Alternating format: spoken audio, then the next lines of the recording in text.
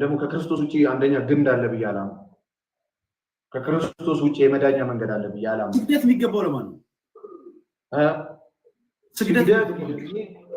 ስግደት ማለት ምን ማለት ነው እንደዚህ ዝቅ ማለት ነው እንዳልክ እሺ ስግደት ላይ ለቅዱሳን እሰግዳለሁ ለማከብራቸው ሁሉ ዝቅ እላለሁ ስለዚህ ያ ነገር ስግደት ስፔሲፊካሊ አምልኮ አይደለም ስግደት ከተባለ መጽሐፍ ቅዱስ ማስረጃ ከፈለክ ይሰጣል ኦኬ አቋስጠኝ እንዴት ነው አልገባኝም እኔ እኮ የጠበኩኝ ነው ጥያቄ ጠይቄ እኔ በዓለም ያለው ሰው ነኝ ወደ ዘላለማዊ ህይወት እንዲሄድ በምታምኑት መንገድ ስበኩኝ እያልኩኝ ነው እኮ እኔ ማን ፖለቲካው በቃ ለመጣ ነው እኔ የእናንተ አባል አድርጉኝ ወደ ዘላለማዊ ሞት እንዳልሄድ ወደ ዘላለማዊ ህይወት ውሰዱኝ እያልኩ ነው አይ ዶንት ኖ እኔ ማውቀው ነገር የለም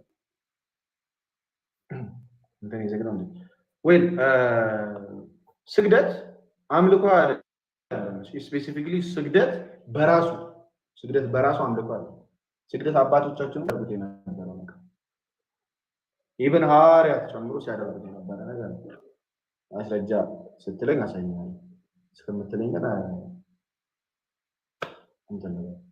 ግን ደግሞ ቀደም የተናገራት ነገር አለች ግንድ ያልከው ኦብቪስሊ ይሄንን በደንብ እናምናለን ግንዱ ኢየሱስ ክርስቶስ ነው ሳይሆን ኢየሱስ ክርስቶስ ብቻ ነው ግንድ የመዳኛ መንገድ ወደ አብ የሚያስገባው ኢየሱስ ክርስቶስ ነው ሳይሆን ኢየሱስ ክርስቶስ ብቻና ብቻ ነው ከኢየሱስ ክርስቶስ ውጭ ወደ አብ የሚያስገባ ነው ማለት ነው ቀደም ተናገረ ነበር እሺ እኔ አንተ ጋር ቆይ አሁን ኤርሚያስ አንተ ጋር ስመጣ አሁን ምንድነው የሚጠብቀኝ እንዴት ነው የምናመልከው እናንተ ነው ወደ ክርስትና ከመጣ እኔ በዓለም ያለው ሰው ነኝ አንተ ያለበት ሃይማኖት ውስጥ ስመጣ እንዴት ነው አምልኮ ብናቀርበው ለእግዚአብሔር እሺ በመጀመሪያ ደረጃ ትማራለህ ከዛ በኋላ ተጠመቃለህ ልክ እግዚአብሔር እንዳዘዘው ማለት ነው ከተጠመቅክ በኋላ ስጋና ደሙን ትካፈላለህ ቅዱሳን ሁሉ የተካፈሉት ነው ያን ስጋና ደም ስትካፈል ምን ትሆናለህ ከቅዱሳን ጋር ህብረት ይኖርሃል ከቅዱሳን ጋር ስል ከሞቱት ጋር በህይወት ካሉት ጋር ክርስትና የዘላለም ህይወት ስለሆነ ማለት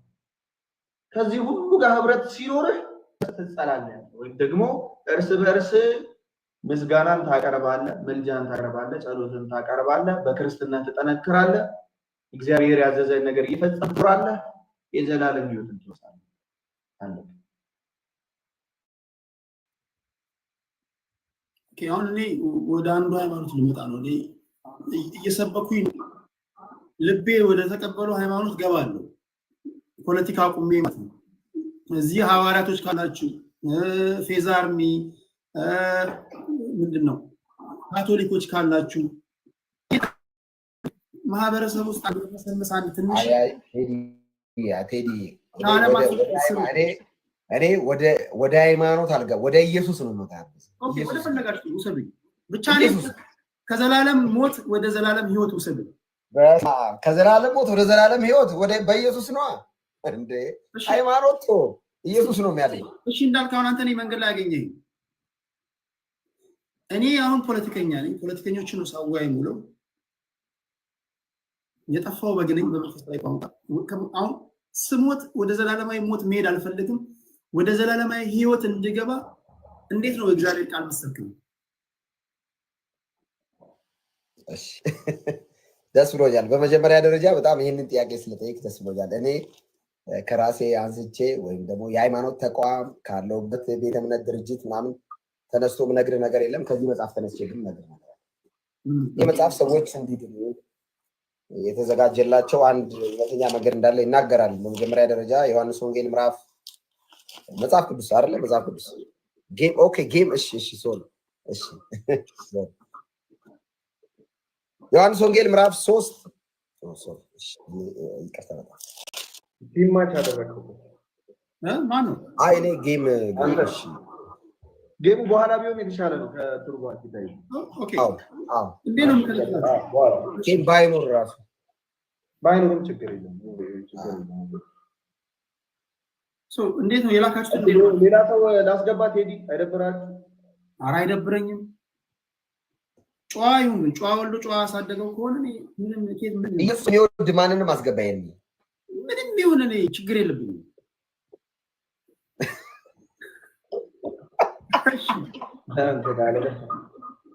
አንዴ ግን እዛው እያላችሁ መጣሁ እዚህ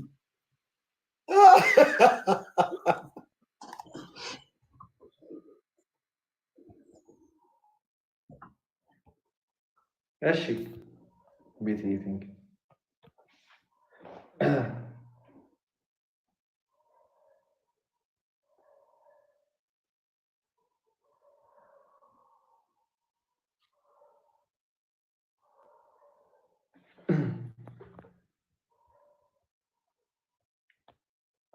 እንዴ ሶኪ ጠይቄ ነው አስገባ ያላችሁ ነው።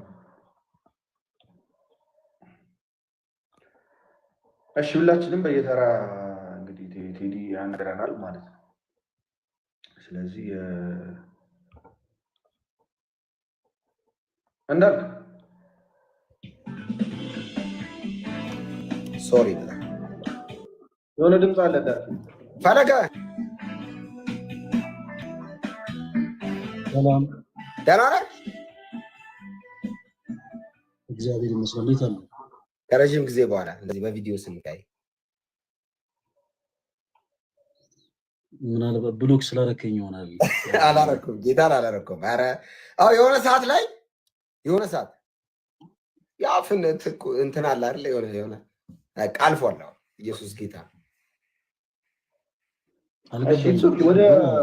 ኢትስ ኦኬ ፈለገ ቆይ አሁን ኢየሱስ ጌታ ነው የሚለው ላይ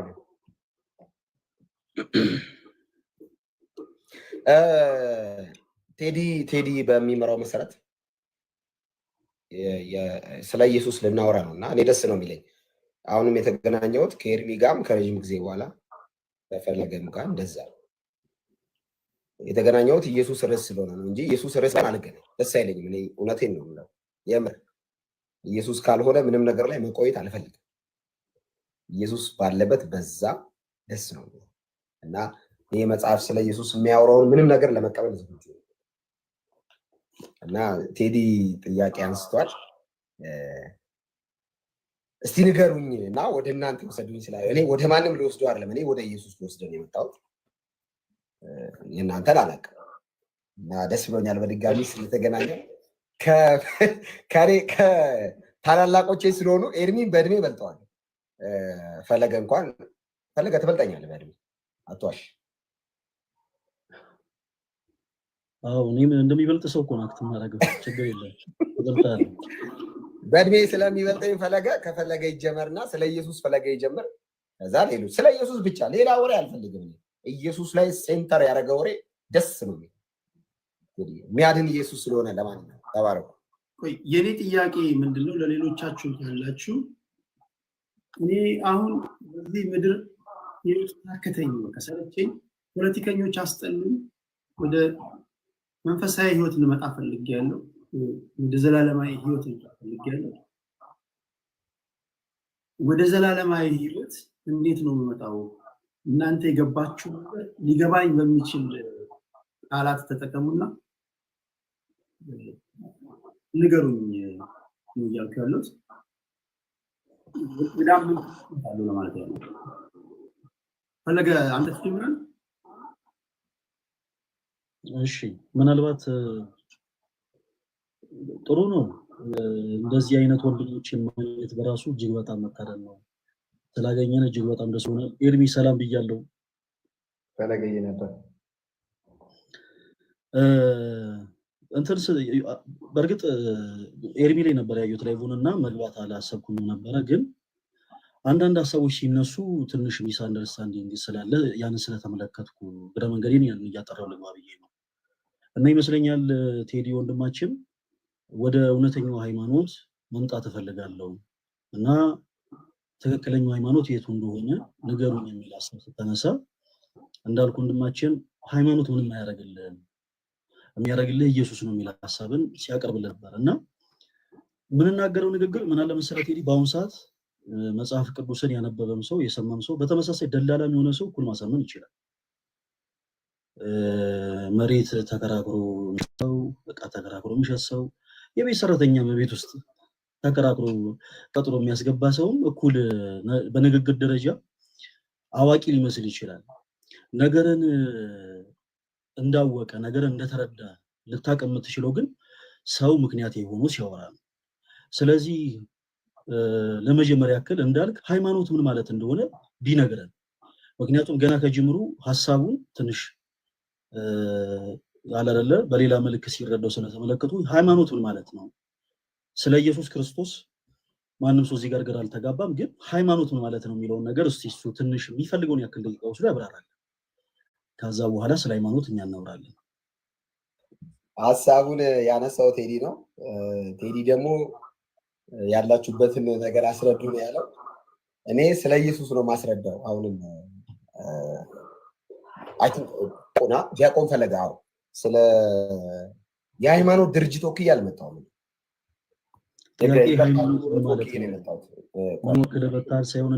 ወንድም ፈለገ ሃይማኖት እባክህ ዲያቆን ፈለገ እባክህ። እሺ ጨርስ።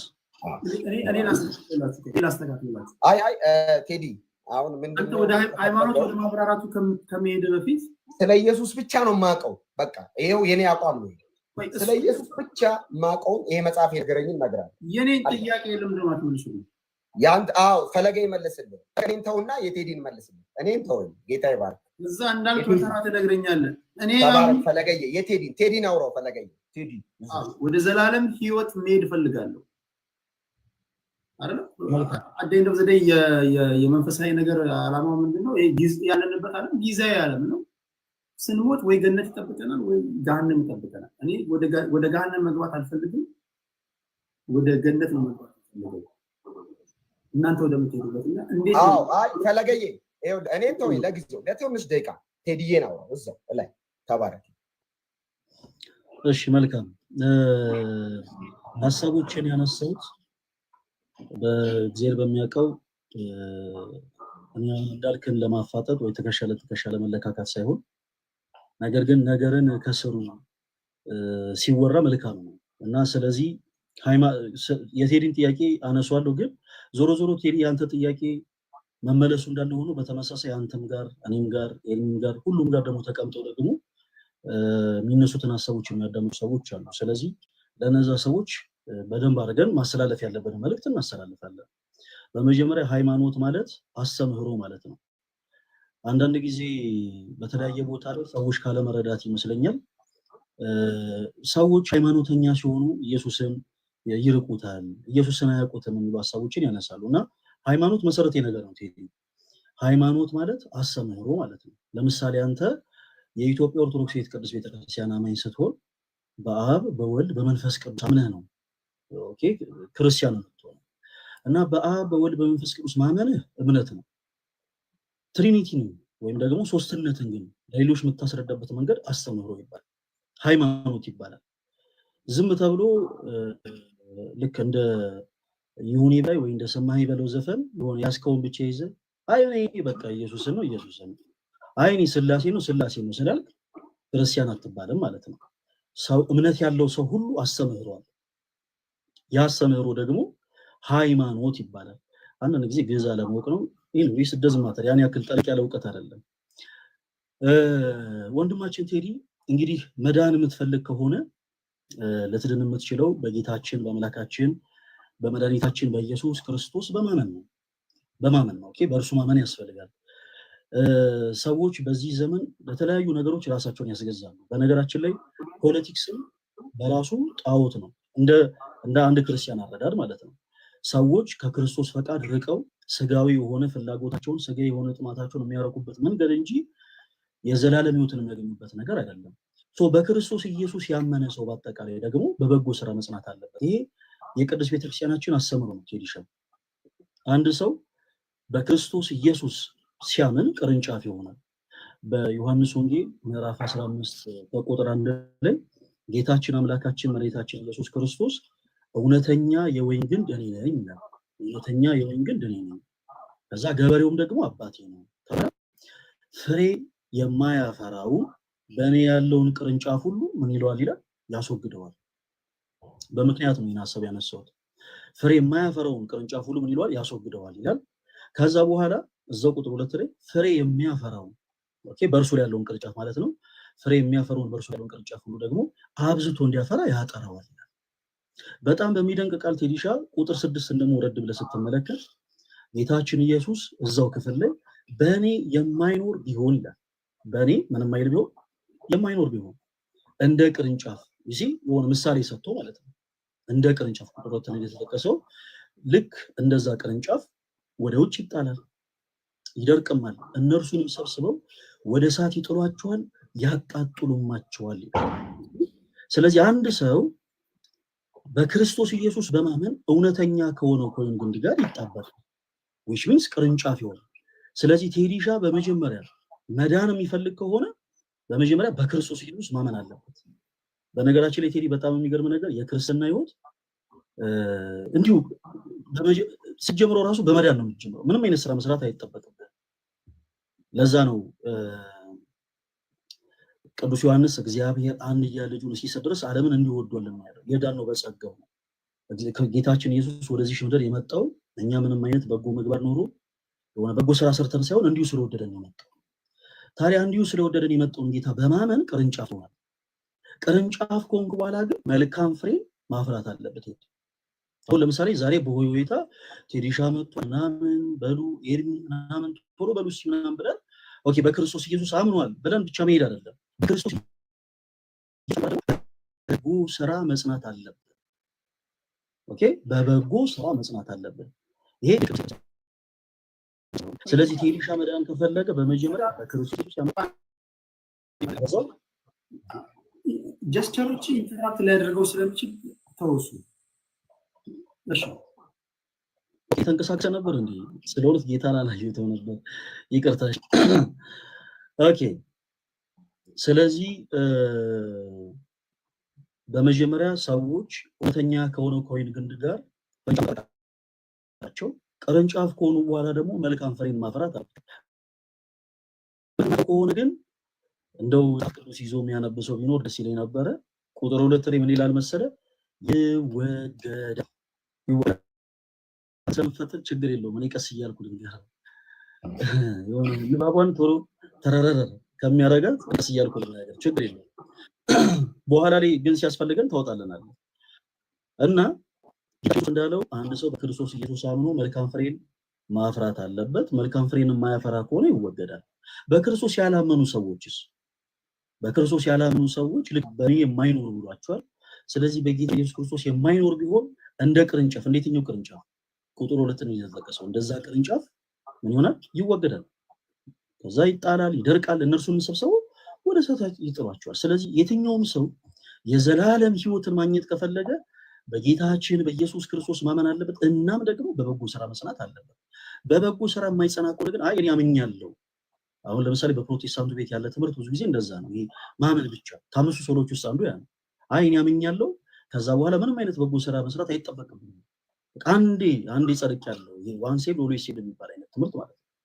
እና ልክ እንደዚህ አይነት አካሄድ የሚሄዱ ከሆነ ግን ጌታችን ኢየሱስ እንዳለው በእርሱ አምኖ መልካም ፍሬ የማያፈራ ከሆነ ምን ይላል?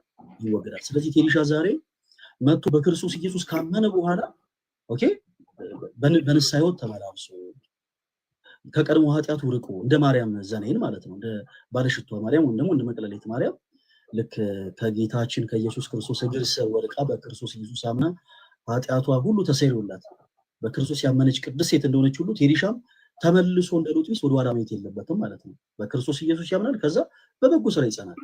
በበጎ ስራ የማይጸና ከሆነ ግን ዞሮ ዞሮ ማመኑ ብቻውን የዘላለም ሕይወት ያሰጠው። ስለዚህ ልክ ቁጥር 2 ላይ የተጠቀሰው ይላል ይወገዳል። እና ቴዲሻ ይሄን ሐሳቤ ምናልባት በኋላ ላይ ሌሎች ሐሳቦች ሲነሱ ደግሞ ጨመርመር አደርጋለሁ። ግን አንድ ጥያቄ ስትና እኔ በደንብ ነው በነገራችሁ ላይ ማደምጠው።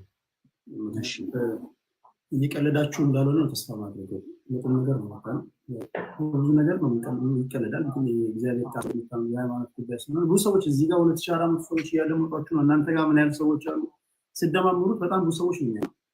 ከተቀመጥን አይቀር እኔ እንኳን ዛሬ ባልመጣ ወደ እናንተ የሚመጡ ሰዎች ይኖራሉ። እነሱ ቢያንስ መዳንን ቢሆን የሚጠቀምበት ቆመ ፈለግ። አሁን ቀደም ስትናገር የሰማሁት ከተሳሳትኩኝ ታረመኛለህ። የክርስትና ሕይወት ስትጀምር ከድህነት ነው የምትጀምረው አልኩኝ። ስጀምረው ከድህነት ከሆነ እንደገና መሀል ላይ ደግሞ ኢየሱስ ክርስቶስን ከተቀበልክ በኋላ ደግሞ ስራ ይጠበቅብሃል አልኩኝ። አንደኛ ሁለቱ ነገሮች አይጋጩም። ሌላኛው ከድህነት መጀመር ከሆነ ኢየሱስ ክርስቶስ መስቀል ላይ መሰቀል ለምን አስፈለገው? ኦልሬዲ ዳንኩኝ ከሆንኩ። ኦኬ መልካም። እሺ ቴሪሻ መጽሐፍ ቅዱስ ይዛል አለ አጠገብ? እሺ በኋላ ላይ የሚሰጠን ጥቅስ ታወጣና አንተ ታናበለናለህ። የክርስትና ህይወት ሲጀመር በራሱ ያንን ህይወት የምንጀምረው በመዳን ያልነው ጌታችን ኢየሱስ ክርስቶስ በመስቀል ተሰቅሎ ስጋውን ስለቆረሰልን ደሙን ስላፈሰሰልን which means እርሱ ዘላለማዊ አስታራቂያችን እንደሆነ በነገራችን ላይ ቅድስት ቤተክርስቲያናችን ታሰብራለች። ስለዚህ ክርስቶስ በቀራንዮ መስቀል ላይ ራሱን መስዋዕት አቅራቢ፣ ራሱ መስዋዕት ሆኖ ራሱ ደግሞ መስዋዕት ተቀባይ ሆኖ የሰው ልጅ ለዘላለም ከራሱ ጋር ከባሪያ አባቱ ከአብ ከባሪያ ወጡ ከመንፈስ ቅዱስ ጋር ስላስታረቀ፣ አዎ በክርስቶስ ኢየሱስ ያመኑ ሰዎች ኦኬ ምንም አይነት ስራ መስራት ሳይጠበቅባቸው በማመን የመዳንን ህይወት ይጀምሩታል። ግን ከጀመሩት በኋላ አይ አንዴ ድኛለሁ ተብሎ ግን ቁጭ ማለት የለም ነው። በእኛ በኢትዮጵያ ኦርቶዶክስ ተዋሕዶ ቤተክርስቲያን አሰብነው እንደዚህ አይነት ትምህርት የለም። በቃ አንዴ ድኛለሁና ከዛ በኋላ በቃ ምንም አይነት ነገር ብሰራ ምንም አይነት ነገር ባደርግ ይሄ ድነት አይነጠቅም የሚል አይነት ትምህርት የለም። ለምሳሌ ከአምስቱ ሶሎች ውስጥ አንዱ እምነት ብቻ ነው። ሰዎች በማመናቸው ብቻ የዘላለም ህይወትን ያገኛሉ የሚል ትምህርት ምንም አይነት መጽሐፍ ቅዱስ መሰረት የለውም። ነገር ግን በበጎ ስራ መጽናት አለባቸው፣ መልካም ፍሬን ማፍራት አለባቸው የሚለው ሐሳብ ይጋጫል ከዚህ ሐሳብ ጋር አልከው። እሱ ሁለት የመጽሐፍ ቅዱስ ሐሳቦችን እናንሳ። አንደኛ በመጀመሪያ ያነሳሁት የመጽሐፍ ቅዱስ ክፍልን በደንብ አድርገን እንመልከተው። የዮሐንስ ወንጌል ምዕራፍ 15 ቴዲሻን ታውጣልና አንተ ራስህ አብረው እስቲ። የዮሐንስ ወንጌል ምዕራፍ 15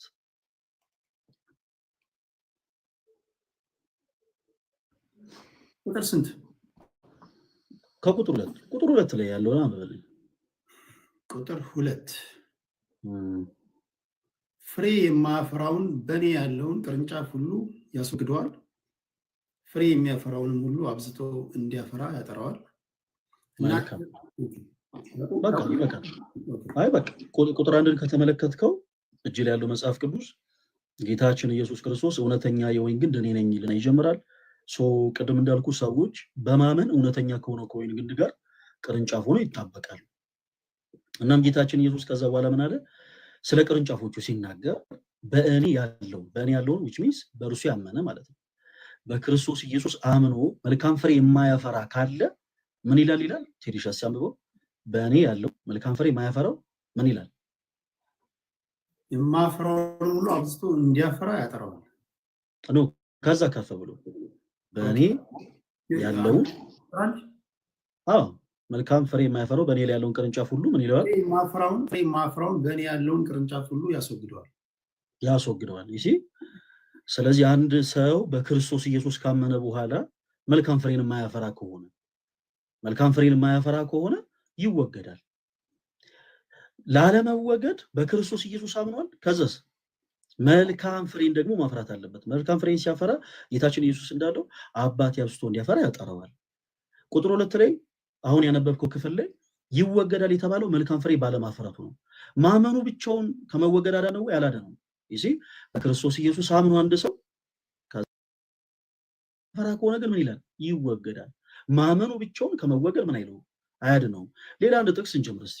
የያዕቆብ መልእክት ምዕራፍ 2ን አውጣው።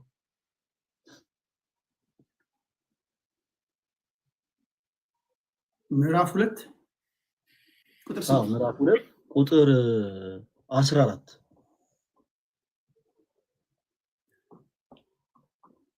ወንድሞቼ ሆይ እምነት አለኝ የሚል ስራ ግን የሌለው ሰው ቢኖር ምን ይጠቅመዋል? እምነቱስ ሊያድነው ይችላልን?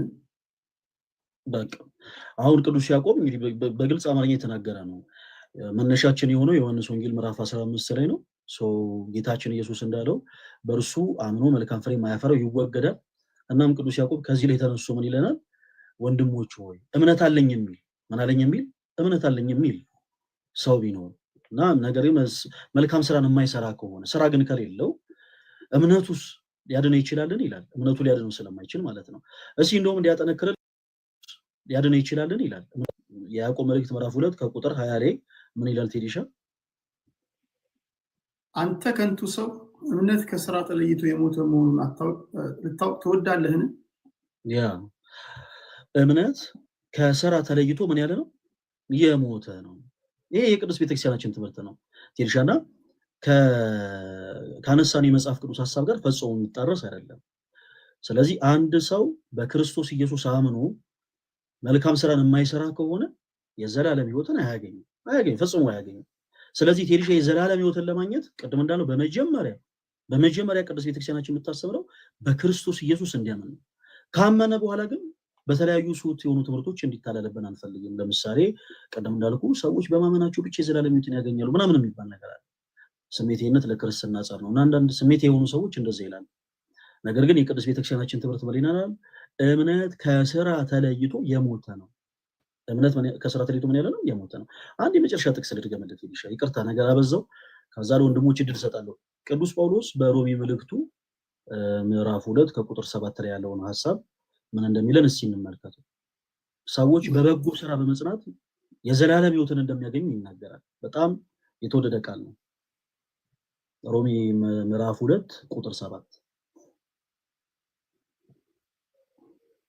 በበጎ ስራ በመጽናት ምስጋናንና ክብርን የማይጠፋንም ሕይወት ለሚፈልጉ የዘላለም ሕይወት ይሰጣቸዋል። እሺ በጣም ይሄውን በጣም የተወደደ ጥፍ እኔ በዚህ አጋጣሚ ለቴልሻ ሳይሆን በጣም ብዙ ፕሮቴስታንቶች ወንድሞች ያላችሁ በጣም በፍቅር እንወዳችኋለን እና ይሄንን ቃል ፕሊስ ደጋግማችሁ አንብቡት። ቅዱስ ጳውሎስ በሮሜ መልእክቱ ምዕራፍ 2 ከቁጥር 7 ላይ ምን ይላል? በበጎ ስራ በመጽናት በምን አይነት ስራ በመጽናት? በበጎ ስራ በመጽናት ከዛ ምን የሚፈልጉ ምስጋናን ካምላካቸው ዘንድ ክብርን ካምላካቸው ዘንድ የማይጠፋ ሕይወትን እሺ ካምላካቸው ዘንድ ለሚፈልጉ እርሱ ጌታችን ኢየሱስ ክርስቶስ ምን ይሰጣቸዋል? ቴልሻ ምን ይሰጣቸዋል ይላል? የዘላለም ሕይወትን ይሰጣቸዋል።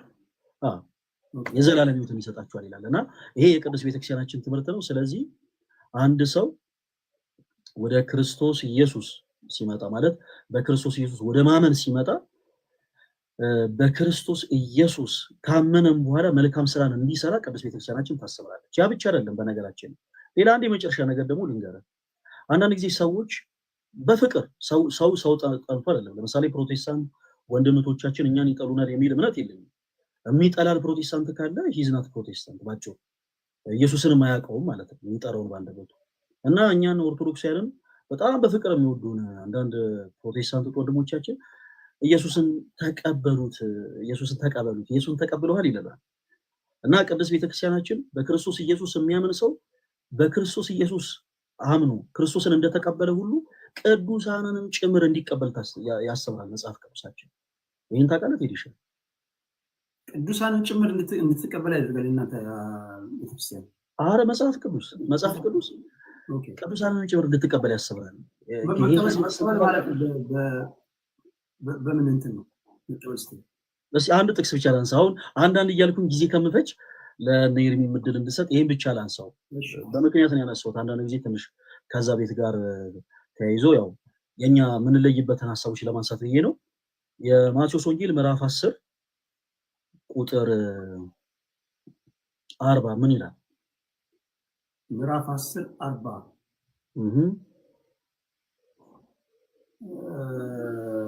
ኦኬ። እዚህ ጋር እናንተን የሚቀበል እኔን ይቀበላል፣ እኔን የሚቀበል የላከኝን ይቀበላል። ቴንክ ዩ። ጌታችን ኢየሱስ ክርስቶስ ራሱ በማይታበል ቃሉ የእምነታችን ጀማሪና ፈጻሚ የሆነው ጌታችን ኢየሱስ በዚህ ክፍል ላይ ለቅዱሳኑ እንዲህ አለ፣ እናንተን የሚቀበል ይሰማል፣ እናንተን የሚቀበል እኔን ይቀበላል፣ እኔንም የሚቀበል ደግሞ የላከኝን ይቀበላል ይላል። እንደውም ቁጥር 41 ላይ ወረድ ብለህ ስትመለከተው ጻድቅን በጻድቅ ስም የሚቀበል የጻድቁን ዋጋ ያገኛል። ጻድቁ የሚሰራውን ስራ ሰርቶ እኮ አይደለም፣ ጻድቅን በጻድቅ ስም ኦኬ፣ ሪስፔክት መስጠት ኦኬ፣ አይ ጻድቅ ነው ብሎ ማመን ማለት ነው። ነብዩንም ደግሞ በነብዩ ስም የሚቀበል የነብዩን አንዳንድ ጊዜ ሄልሻኒ በግል ስለሚገርመኝ ነው። አንዳንድ ጊዜ በቤተ ክርስቲያን ውስጥ ያሉ ቅዱሳንን መቀበል የሚያከታቸው ሰዎች እነዩ ጩፋን ነብይ ብሎ መቀበል ግን አይከብዳቸውም። በጣም የሚገርመኝ እኔ በግል ስለሚገርመኝ እና ጌታችን ኢየሱስ ግን ለቅዱሳኑ ይህን ያክል ክብር ሰጥቷል። ጌታችን ኢየሱስ ክርስቶስ ተቀብሎ አንድ ሰው አይ የለም እኔ ቅዱሳን ጻድቃን የምትሉት ነገር የራሱ ጉዳይ ምናምን የሚል ከሆነ ባጭሩ ከመጽሐፍ ቅዱስ መስመር የወጣ ሰው ነው ማለት ነው። መጽሐፍ ቅዱሳችን ግን ምን ነው የሚያስተምረን? በክርስቶስ ኢየሱስ ያመነ ሰው ክርስቶስን ተቀብያለሁ የሚል ሰው ቅዱሳንንም ጭምር አብሮ መቀበል አለበት። ጻድቅን በጻድቅ ስም ያመነ የጻድቁን ዋጋ ያገኛል። ነብዩንም በነብይ ስም ያመነ የነብዩን ስም ያገኛል። እንደው በእነሱ ስም የተራበ ማብላት የተጠማ ማጠጣት በራሱ የዘላለም ሕይወትን ያሰጣል ብላ ቅዱስ ቤተክርስቲያናችን ታስተምራለች። ይሄን ያክል አስፈላጊ አይደለም ሐሳቡ፣ ግን ይሄን ብቻ ብዬ ልለፍ። ቁጥር 42 ላይ ምን ይላል? ቁጥር 42 ሰማው ሊደርሻ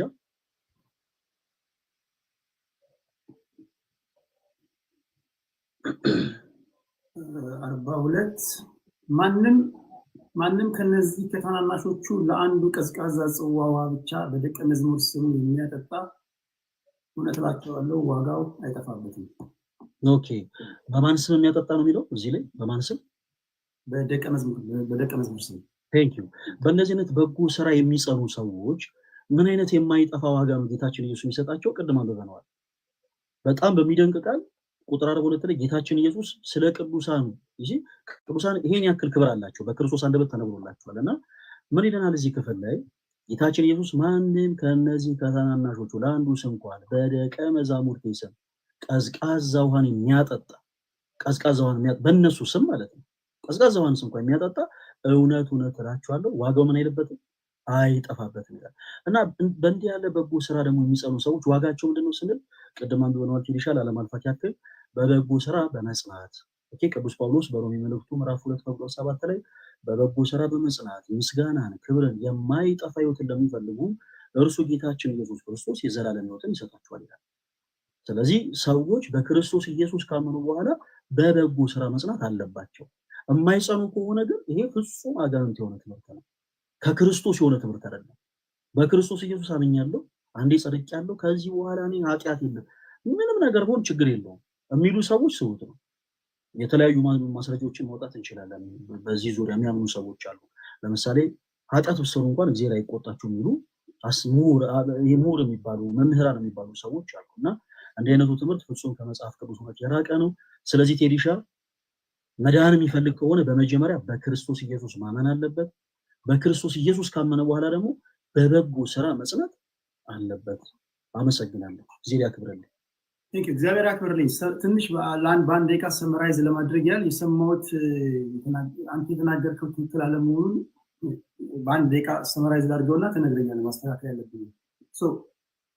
አንተ ያለበትን በአንተ አስተምህሮ መሰረት በአንተ ዶግማ ዶክትሪን የሰው ልጅ መጀመሪያ ኢየሱስ ክርስቶስን መቀበል አለበት። ከተቀበለ በኋላ ደግሞ ስራ ይጠብቀዋል። ስራ መስራት አለበት። ዝም ብሎ ተቀብያለሁ ምናምን ብሎ መሄድ የለበትም። ከዛ ባሻገር ደግሞ መላእክቶችን ጻድቆችን ሁሉ የሚቀበል ኢየሱስ ክርስቶስን እንደተቀበለ ነው የሚቆጠረው። ማይ አላልኩም እንደዛ እንደተቀበለ ስል ለምሳሌ በእኔ ስም የሚመጡት ሁሉ የሚቀበል አይ ምናልባት ሚስ አንደርስታንዲንግ እንደይፈጠር እንደዚህ አይነት አገላለጽ አይደለም የገለጽኩት። ምንድን ያልኩት ክርስቶስን ተቀብያለሁ የሚል ሰው በአጠቃላይ ቅዱሳንን መቃወም አይችልም። ካገኘ ለምሳሌ ኢየሱስን ተቀብያለሁ ግን ቅዱሳንን እቃወማለሁ የሚሉ ሰዎች አሉ። በክርስቶስ ያመነ ሰው ክርስቶስ ያጸደቃቸውን ቅዱሳን ጻድቃንና ነቢያት እንደ ቅድስናቸው እንደ ጻድቅነታቸው እንደ ነብይነታቸው ሊቀበል ይገባል እንጂ እንደ ክርስቶስ ሊቀበል ይገባል የሚል የቤተክርስቲያን ትምህርት ነው። ሊቀበል ይገባል እንደ ክርስቶስ ሰው እንደ ጻድቃንነታቸው። በቃ ቁጥር 41 እንደግም አንብበው እንዴት መቀበል እንዳለበት ይናገራል። 11 እንዴት ተቀበሉ ይላል። ከ40 ጀምረ እስከ 41 አንብበው። ነብይን በነብይ ስም የሚቀበል የነብይን ዋጋ ይወስዳል። ጻድቅንም በጻድቅ ስም የሚቀበል የጻድቅን ዋጋ ይወስዳል።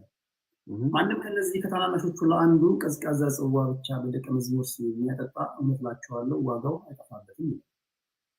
ቴንኪው። ስለዚህ ጻድቅን በጻድቅ ስም የሚቀበል የጻድቁን ዋጋ ያገኛል። ነብዩንም በነብዩ ስም የሚቀበል የነብዩን ዋጋ ያገኛል። እነዚህን ጻድቅ ነብይ ብሎ የጠራቸውን የጌታ ኢየሱስ ክርስቶስ ቅዱሳንን በአጠቃላይ መቀበል ለምን ጌታችን ኢየሱስ ክርስቶስ ምን ብሎናል? እናንተን የሚቀበል እኔን ተቀብሏል፣ እኔን ደግሞ የሚቀበል የላከኝ ምን ብሏል ይላል። ቴዲሻ ይቀበላል። ኦኬ አሁን መቀበል ስትል አሁን ለነዚህ ለጻድቃኖች ዝማሬ፣ ስግደት፣ ጸሎት ማድረስ አለብኝ እሱ ይጠበቅብኛል ወይስ የእግዚአብሔር መልእክተኛ መሆናቸው ሜሴንጀር መሆናቸውን ብቻ ነው የሚቀበለው። እሱን ሀሳብ በሁለተኛ ዙር ምናልባት ብናየው አሪፍ ነው። ከምን አንጻር መሰለህ? ምናልባት እኔ ሰፊ ሀሳብ ሳነሳ ሌሎች ወንድሞችም ያንንም ሀሳብ ከመመለስ አንጻር ትንሽ ነገር እንዳይዛዛ በመጀመሪያ ቴዲሻ ለመዳን ምን ማድረግ አለበት የሚለው ሀሳብ ስለ ስዕላት፣ ስለ ስግደት፣ ስለ ሁሉ ነገር እናነሳለን። ቴዲሻ ይሄ ዛሬ እንትን የሚል አይደለም። እዚህ ውስጥ 2800 ሰዎች አላችሁ። በትንሹ ብዙ ሰዎች ይመጣሉ ብዬ አስባለሁ። ስለዚህ ከዚህ በኋላ ያመኑትን ነው እነዚህ ወንድሞች እየነገሩኝ ያሉት። ከዘላንተ ቴዲ በዓለም ነው ያለው የጠፋው በግ ሆነሃል። እኛም ከአንተ የተለየ ህይወት አለን፣ ግን ወደ ዘላለማዊ ህይወት ሊወስድ የሚችለው መንገድ ይሄ ነው እያሉ በገባቸውና በደረሱበት እያስረዱኝ ነው። እኔን ሲያስረዱ ማለት እናንተም እዚህ ጋር እንደኔ ጥያቄ ያለባችሁ የተረዳችሁ እንደሆነ ተስፋ አድርጋለሁና በዛው ድሮ ምን ሄደው ወንድም እንዳልኩ ወደ አንተ ልምጣ እስኪ እንደፈለገ አቶ ደግሞ ደቂቃውን ተጠቀምበት። እሺ ተባረክ ቴዲ፣ በጣም ደስ ብሎኛል። እዚህ ያላችሁ ሁላችሁም ከጌታ ጸጋና ሰላም ይብዛላችሁ። ፈለገዬ ስላየው ደስ ብሎኛል ከረጅም ጊዜ በኋላ። ኤርሚዬ እንደዛው በጣም ነው የምወዳችሁ። እኔ ስለ ኢየሱስ ላውራ ነው የመጣሁት። ኢየሱስን በጣም ስለምወደው አደገኛ ፍቅር ውስጥ ስላለው ከኢየሱስ ጋር ስለሱ ልንገር። መዳን በኢየሱስ ስለሆነ እንግዲህ እግዚአብሔር የዘላለም የማዳን እቅዱን በልጁ በኢየሱስ ክርስቶስ በኩል ነው የገለጠው። ሰዎች እንዲድኑ የተደረገበትም አንዱ መንገድ ኢየሱስ ነው።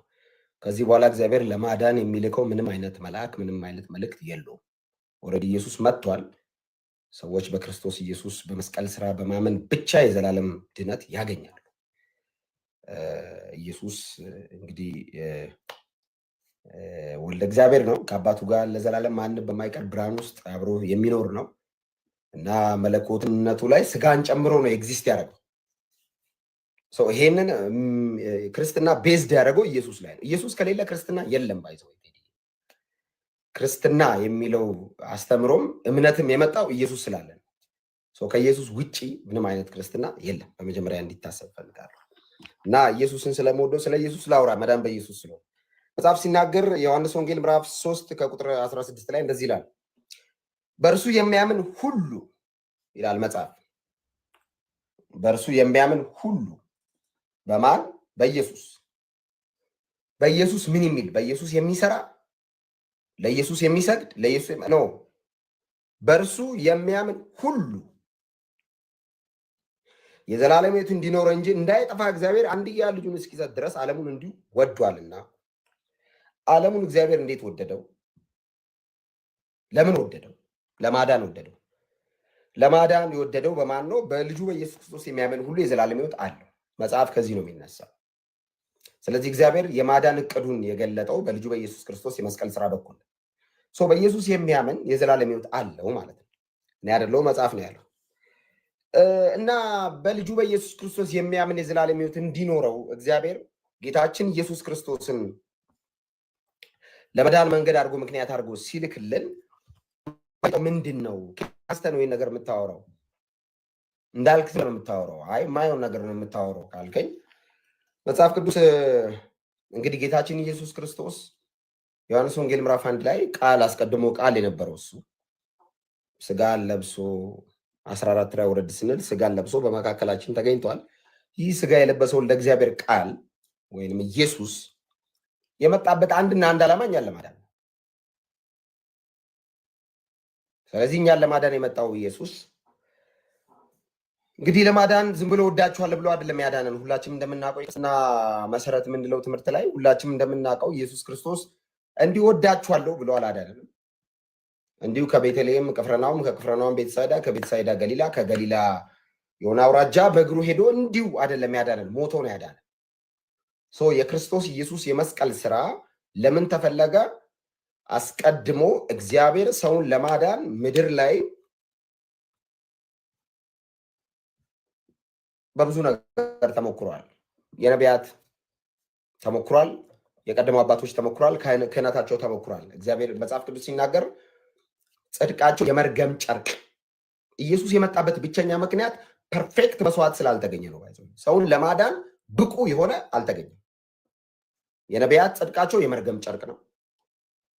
የካህናት ክህነታቸው እንዲሁ ከንቱ ነው። ምክንያቱም ከሞት አላዳናቸውም። አሁን ካህን ተፈልጓል በብሉይ ኪዳን ይሞታሉ። ቴዲ ካህን ተፈልጓል፣ ቤተ መቅደስ ይገባሉ፣ ሊቀ ካህኑ ይገባል፣ ሻኩራ የሚባል እግሩ ላይ ይታሰራል፣ ይገባል።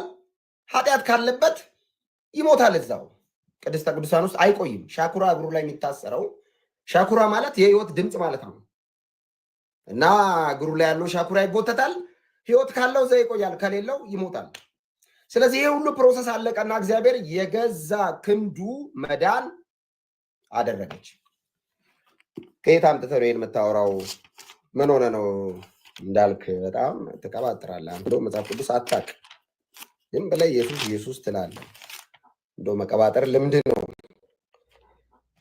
ዮሐንስ ኢሳይያስ ምዕራፍ 53 ከቁጥር 1 እግዚአብሔር እንግዲህ ኢየሱስን ልኮ እንዴት ሰውን እንዳዳነ ይናገራል።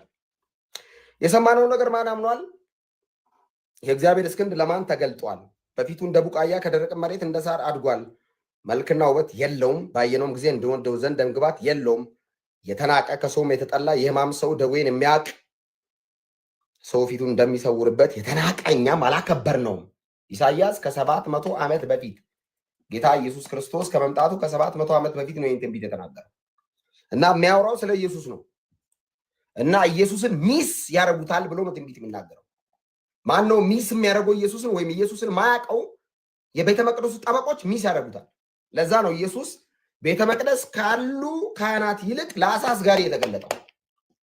ማቴዎስ 16:16 ጴጥሮስ የሚባል አሳ አስጋሪ አንተ የያው እግዚአብሔር ልጅ ክርስቶስ ነህ ያለው በመንፈስ ቅዱስ ብርሃን ነው እንጂ ቤተ መቅደስ ያሉ ካህናት ኢየሱስን ሲስቱት አናቀውም። ውሰረ ይሄንን ሰው አናቀውም፣ በርባንን ፍታው፣ ይሄንን ሰው ስቀለው፣ አናቀውም፣ ከአብርሃም በፊት ነበርኩ ይላል። ራሱን ከሙሴ በፊት ነበርኩ ይላል። የእግዚአብሔር ልጅ ነኝ ይላል። ራሱን ከእግዚአብሔር ጋር ያስተካከል። ስቀለው ሲሉት ጴጥሮስ ኢየሱስን አወቀው። ማቴዎስ 16 የሰማነውን ነገር ማን አምኗል? የእግዚአብሔር ክንድ ለማን ተገልጧል? የተዘረጋ የእግዚአብሔር ክንድ ኢየሱስ ነው። የገዛ ክንዱ መዳድ አደረገች የተባለው የእግዚአብሔር የተዘረጋ ክንድ ኢየሱስ ነው። ይህ ኢየሱስ ለማዳን መጣ እና ሚስ አረጉት፣ አላወቁትም። የቤተ መቅደስ ጠበቆች ናቸው። ታቦት እጃቸው ላይ ነው። ጥምጥም አድርገዋል፣ ፕሮቴክት አድርገውታል እና ኢየሱስን አይወዱትም፣ አይቀበሉትም፣ አይፈልጉትም። ለምን? ህጋቸውን ሽሮታል። እና አንዳንድ ጊዜ እንደውም ኢየሱስ አለፍ አለፍ ብለው እናንተ በኖራ የተለሰናችሁ መቃብር ናችሁ ይላል። እንዲሁ አብርሃምን እወዳለሁ ትላላችሁ እንጂ ያው እናንተ ከአባቶች ከአብርሃም አይደላችሁ ከዲያብሎስ ናችሁ ብሎ ሊትራሊ ጌታ ኢየሱስ ክርስቶስ እነዛን ሰዎች ተናግሯቸው እና ኢየሱስ ስጋ ለብሶ መጣ። ቅድም ተናግሬያለሁ። አይናው ደስ አይልም ለአንዳንድ ሰዎች ኢየሱስ ግን ለእኔ ደስ ስለሚለኝ ላወራ በእውነት በጣም ስለምወደው ቴዲ ደቂቃ ከሰጠኝ ስለ ኢየሱስ ብቻ አውርቼ ልሙት። እንደው የሚቋረጥ ነገር ካለ እስትንፋስም ካለ ስለ ኢየሱስ ነግሬ ይቋረጥ። ኢየሱስ ጌታ በቂ ደቂቃ አለ። ማንም ኢንተራፕት አያደርግም። ዘመን ይባረክ እና ጌታ ኢየሱስ እንግዲህ በዚህ ሁኔታ ሁሉ ኢሳይያስ አስቀድሞ የተናገረውን ትንቢት መሰረት አድርጌ ወደ አዲስ ኪዳን እመጣለሁ። ኢሳይያስ 53 በብሉይ ኪዳን የተጻፈ የአዲስ ኪዳን መግለጫ ነው። ባይዘው ኢየሱስ ማን እንደሆነ አዲስ ኪዳንን ባታነብ እንኳን በኢሳይያስ 53 ላይ ታገኘዋለህ ኢየሱስ እና ከ53 ከ3 ላይ ኢሳይያስ ከገለጠ በኋላ ቁጥር 4 ላይ እንደዚህ ይላል፣ በእውነት ደዌያችን ተቀበለ ይልና ማን ነው የተቀበለው? ማን ነው የተቀበለው ሲል እንደው እንደ ቡቃያ ከደረቅ መሬት እንደ ስር አድጓል። መልክና ውበት የሌለው ባየነው ጊዜ እንወደው ዘንድ ደምግባት የሌለው የተናቀ ከሰው የተጠላ የሕማም ሰው ደዌን የሚያውቅ የተናቀው እሱ እኛም ባየነው ጊዜ ያላከበር ነው። አው ምን አረገ ሲሉት በእውነት እሱ አው ደዌያችን ተቀብሏል። ኢየሱስ ደዌን ነው የተቀበለው። የማንን ደዌ? የሰው ልጆችን ሁሉ ደዌ፣ በስሙ የሚያምኑትን ሁሉ ደዌ ሰብስቦ ኢየሱስ ተቀበለ። ቀጣይ ምን አረገ እንዳልክ ሕማማችንን ተሸከመ። ቀጣይ ኢየሱስ ጌታ እኛ ግን እንደተመታ በእግዚአብሔር እንደተቀሰፈ እንደተሸገረም ቆጠርን እርሱ ግን ስለመተላለፋችን ቆሰለ ስለበደላችንም ደቀቀ ኦኬ ይሄንን ኢሳይያስ ከ700 ዓመት በፊት አሻግሮ ነው ይሄን ትንቢት የተናገረው እና ይሄ ትንቢት በአዲስ ኪዳን ተግባራዊ ሆኗል ኦፍ ኮርስ እንዴት ኢየሱስ ተንቋል ተጣልቷል አይወዱትም ነበር አይወዱትም እና ብዙ ጊዜ ሊገሉት ይፈልጉት ነበር የሚል ጥቅስ አለ ባይዘው መጽሐፍ ቅዱስ ጌታ ኢየሱስን ሊገሉት ሊትራሊ ይፈልጉት ነበር ጊዜው ስላልደረሰ አላገኙትም ከና የመጀመሪያ ትምህርቱን ጌታ ኢየሱስ በመኩራብ ኢሳይያስን ገልጦ ሲያነብ የጌታ የእግዚአብሔር መንፈስ በእኔ ላይ ነው ብሎ ሲጀምር በመኩራባቸው ስርዓት መሰረት የኢሳይያስ ትንቢት ይነበባል እና ጌታ ኢየሱስ ክርስቶስ ያነበው በመኩራባቸው እና የጌታ የእግዚአብሔር መንፈስ በእኔ ላይ ነው ባይዘው የትንቢቱ ተፈጻሚ ኢየሱስ ነው ያ ትንቢት ለኢየሱስ ነው የሚለው ምክንያቱም ህመሞችን ይፈውስ ዘንድ ድውያንን ያነጻ ዘንድ አንካሶችን ያራምድ ዘንድ አይነ ስውሮችን ያበራ ዘንድ የተላከው የመጨረሻው መሲህ ኢየሱስ ነው እና ይሄንን ሲያነብ ኢየሱስ እንደሌሎች አንባቢያን አይደለም ያነበበው ራሱን አስገብቶ ነው ያነበበው እና ከመኩራባቸው አስተው ወደ ገደል ሊከቱት ፈለጉ የሚል ጥቅስ አለ እና ብዙ ጊዜ ኢየሱስን ሊገሉት ፈልጓል አይወዱትም አይፈልጉትም ቢወጣ ደስ ይላቸዋል ሊያዩት አይፈልጉም በጣም ብዙ ነገር አድርገውታል ኢየሱስ እና አንዳንድ ሰዎች ቴዲዬ የእናንተ አምላክ ጀስት ዝም ብሎ ነገር ነው ይላሉ ይበላል ይጠጣል የእናንተ አምላክ እዚህ እንደዚህ ነው ይላሉ ያቃሉት መስሏቸው ነው ኦፍ ኮርስ የኛ አምላክ በልቷል ጠጥቷል ፍጹም ሰው ፍጹም አምላክ ሶ እንግዲህ መጽሐፍ ቅዱስ ሲናገር እንግዲህ ይሄንን ሁሉ ካረገ በኋላ ኢየሱስ ክርስቶስ በመስቀል ሞቷል መከራን ተቀብሏል ተገርፏል ተሰቃይቷል ብዙ ነገር አድርጓል ኢየሱስ እና ይሄንን መንገድ ሁሉ አልፎ በመስቀል ላይ ተሰቀለ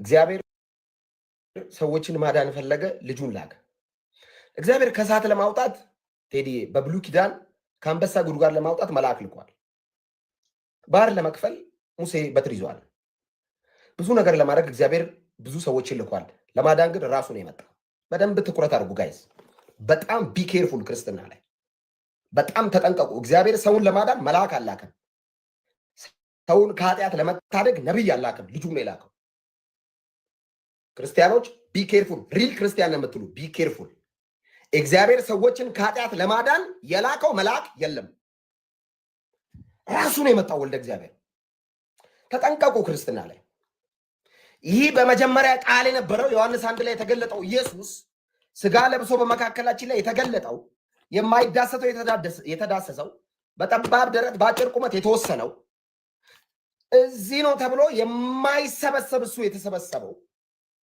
ከገሊላ ቅፍርናሆም የሆኑ እዚህ ግባ የማይባሉ በትምህርት ደረጃቸው እዚህ ድረስ የማይባሉ አንቱ ያልተባሉ ሰዎችን አሳስጋሪ ቀራጭ ቀናተኛ ወዘተረፈ ሰብስቦ 12 አስከትሎ በቤተልሔም ብቅ ያለው እሱ ወልደ እግዚአብሔር ስጋ የለበሰው ለማዳን ነው በጣም ቢ ኬርፉል ኢየሱስ የመጣው ባህር ላይ መራመድ ምን ማለት እንደሆነ ይነግረናል ኢየሱስ ታርጌትሊ የመጣው እውር ለማብራት አይደለም ለመሞት ነው ሞቶ ሊያድነን በጣም ቢ ኬርፉል ጋይስ እኔ ሁሉ ጊዜ ነው የምናገረው ሊትራሊ ኢየሱስ ጌታ አይደለም የሚል ሰው ይቀለኛል ኢየሱስ ጌታ ነው እንትናም ከሚል ሃይማኖተኛ በጣም ለማውራት ግራውንድ አለኝ ኮመን ግራውንድ ኢየሱስ ጌታ አይደለም ብሎ ጠርዝ ያዘው ሰው ጋር አትሊስት ይሄን ገልጫ ያወራለሁ ኢየሱስ ጌታ ነው ስትለው አሜን ብሎ እገሌም ጌታ ነው ከሚል ሰው ጋር ግን ልስልስ ሃይማኖተኛ ጋር ግን አይ ኬንት ጋይስ ቢ ኬርፉል ባይ ዘ ወይ በጣም ተጠንቀቁ ኢየሱስ ይሄን ሁሉ ሳክሪፋይ የከፈለው ምንም ፈልጎ አይደለም ሰው መሆን ምን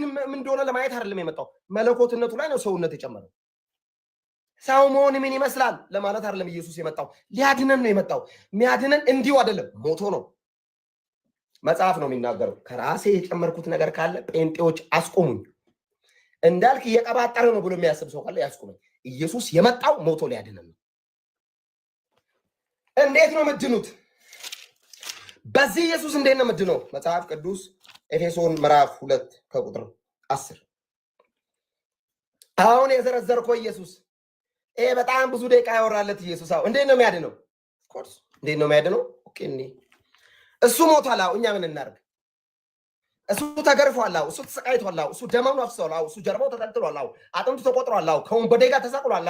አቃስቷል። ተቀምቷል። አባቶ ለምን ተውከኝ ብሎ ጮኋል። እኛ እንዴት እንዳን? እሱ ይሄን ሁሉ ካረገ በኋላ መጽሐፍ እናንብባ። ኤፌሶን ምዕራፍ 2 ቁጥር 10 ጸጋው በእምነት ኤፌሶን ምዕራፍ 2 ቁጥር 8 ጀምሮ አንብብ። ጸጋው በምን በቁርባን ጸጋው በስግደት ኖ ኖ ኖ ኖ ጸጋው በመዝሙር ጸጋው በጾም ኔቨር ጸጋው በሆነ ነገር በመውጣት በመውረድ ጸጋው በምንድን ነው ያዳናችሁ? ጸጋው በእምነት አድኗችኋልና ይህም የእግዚአብሔር ስጦታ ነው እንጂ ከእናንተ አይደለም። የዳንከው በጣም ቆንጆ ስለሆንክ አይደለም።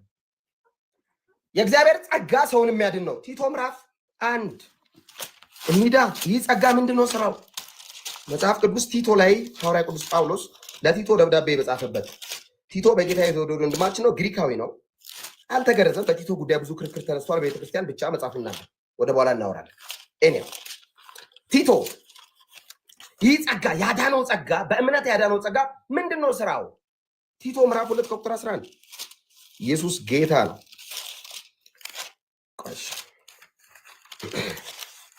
ክብር ለኢየሱስ ነው።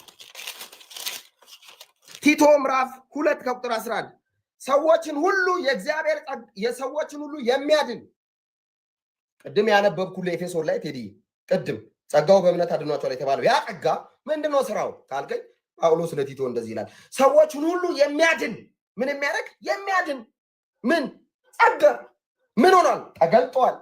እንደዚህ ነው የሚለው ጳውሎስ።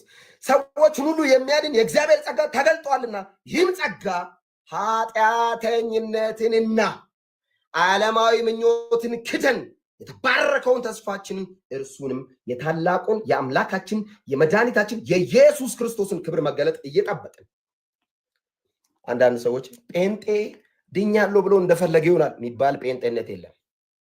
ወንድማችን ፈለገ በህይወቱ ስተዋቅም አሁን ሳተ ጴንጤ ድኛለሁ ብሎ እንደፈለገ ይሆናል እንደፈለገ የሚባል ጴንጤነት የለም። እኔ በህይወቴ ጾም ያወቅኩት ጴንጤ ሆኜ ነው። ያውም አዳር ጴንጤ ሲጾም ግብዝ አይደለም። ኦብቪየስሊ ጴንጤ ሲጾም ግብዝ አይደለም። እወቁልኝ አይልም። መንገድ አያዘጋም። አገር ይበጥበጥልኝ አይልም። ጴንጤ ሲጾም ካላንደር ካልተዘጋ መንግስት ፓርላማ ላይ ጾሜን ካላጸደቀ ምናምን አይልም። ኦብቪየስሊ ኦፍኮርስ የጴንጤ ጾም እንደዛ አይደለም። ኦፍኮርስ ለዛ ነው ጴንጤ ጾም የሚባለው። በእርግጥም የዳነ ሰው ሲጀመር በኢየሱስ የሆነ ኃጢአት ለምን ይሰራ? መጽሐፍ ሲናገር ከእግዚአብሔር የተወለደ ኃጢአትን አይሰራም ይላል ባይዘው መጽሐፍ። እና እኔ ከእግዚአብሔር ተወልጄ እርኩሰት ሰፈር ምን ሰራለሁ? እንደፈለጋችሁ ድናችኋል ኃጢአት ስሩ ማን ነው ያለው?